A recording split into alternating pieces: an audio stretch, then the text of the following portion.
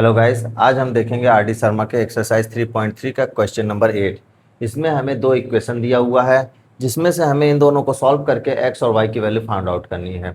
अब इसको हम जैसे नॉर्मल तरीके से इक्वेशन सॉल्व करते हैं, इसको हम नहीं कर पाएंगे। क्यों? क्योंकि यहाँ पे एक्स और वाई जो दिया हुआ है वो न्यूमरेटर में न दे करके डिनोमिनेटर में दे दिया है। तो यहाँ पे हम इसको लेट करके सॉल्व करेंगे। कैसे सॉल्व करेंगे? जब इसको लेट कर लेंगे, लेट 1/x को क्या ले लेंगे, हम a ले लेंगे, एंड 1/y को क्या ले लेंगे, b ले लेंगे। अगर हम 1/x को a और 1/y को b लेते हैं तो इस तरह से हम इजीली वे में सॉल्व कर सकते हैं क्वेश्चन को। कैसे, देखिए देखते हैं। अब यहाँ पे इसको हम इस इक्वेशन को क्या लिखते हैं, हम 2 into 1/x plus 3 into 1/y, इस तरह से हम लिख सकते हैं। अब ये 1/x की जगह क्या रख देंगे, a। ये हमें इक्वेशन मिल गया एक। इसी तरह से हम इससे भी एक इक्वेशन बनाएंगे a और b के फॉर्म में। 5 into 1/x minus 4 into 1/y equals to minus का 2। तो ये क्या हो गया आपका, 1/x की जगह a रख दिए, minus 4b equal to minus 2। अब हमारे पास इक्वेशन 1 और इक्वेशन 2 आ गया, जिसमें अब इन दोनों को हमें सॉल्व करना है। लेकिन समस्या ये है कि इन दोनों ए के कोफिशिएंट सेम नहीं है, ना ही बी के कोफिशिएंट सेम है। और हमें पता है जब हम दो इक्वेशन को सॉल्व करते हैं तो हम ए या बी के कोफिशिएंट को सेम करते हैं और फिर उन्हें कैंसल आउट करते हैं। तो यहाँ पे हम ए के और बी के, अगर ए के कोफिशिएंट सेम करना चाहेंगे तो हम इस इक्वेशन में 5 से मल्टीप्लाई करना पड़ेगा और इस इक्वेशन में 2 से मल्टीप्लाई करना पड़ेगा। चलिए देखते हैं। Multiply by 5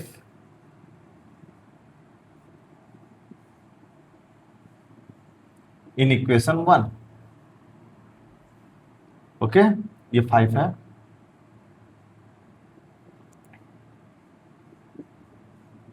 to a plus 3b equals to 13।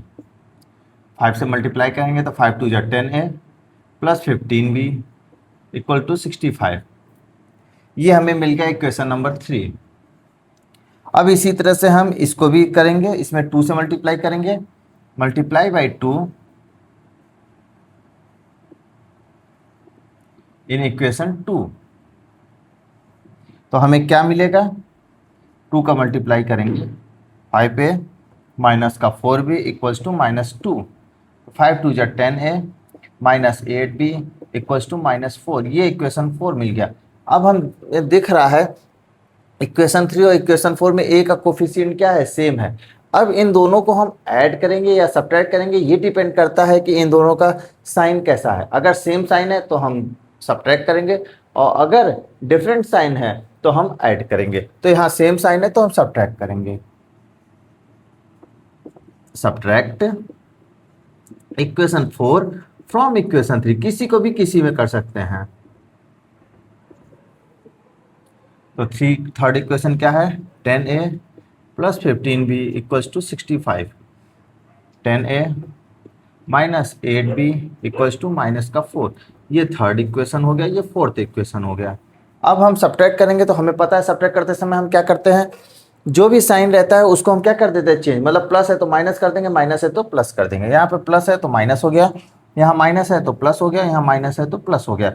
ये कैंसिल आउट हो जाएगा। ये 15 8 23 b इक्वल्स टू 69। यहाँ से b की वैल्यू निकल के आई है 69/23 इक्वल्स टू 3। b की वैल्यू क्या निकल के आ गई, 3। अब इसी b की वैल्यू को अगर हम इक्वेशन 3 या 4 में पुट करें तो हमें वैल्यू a में 1 में भी कर सकते हैं।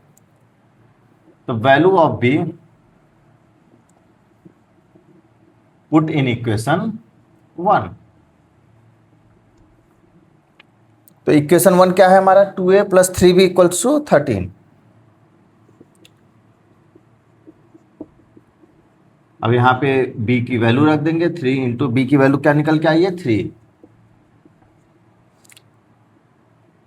तो 2a इक्वल्स टू 13 माइनस 9। तो a की वैल्यू क्या निकल, 4/2 इक्वल्स टू 2। यहाँ से a की वैल्यू हमने क्या फाइंड आउट की है, 2। अब इसी तरह से b की वैल्यू भी हमने निकाल लिया था, 3। अब हमें पता है कि a की वैल्यू को हमने लेट क्या किया था, a की वैल्यू को लेट किया था हमने, देखिए 1/x। तो a की वैल्यू 1/x इक्वल्स टू 2 हो गया।